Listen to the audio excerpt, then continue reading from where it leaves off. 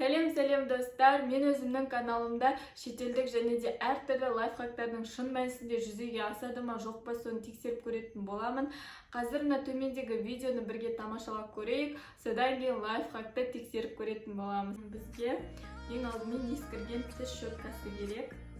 Стаканды алып, оған қайнаған суды құямыз және оған щетканы саламыз. Ол өз қалпына келеді. Кеттік, бірге тексеріп көреміз. Құрметті достар, лайфхагымызды бастаймыз.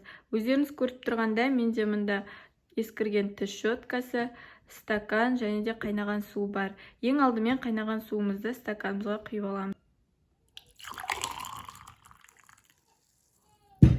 Кейін щеткамызды стаканға саламыз. Ал енді қарап көрейік, бақылап.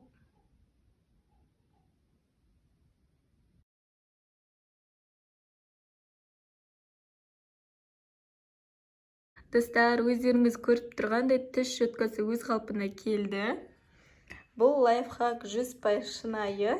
Өздеріңіз тексеріп қарап көрсеңіздер болады.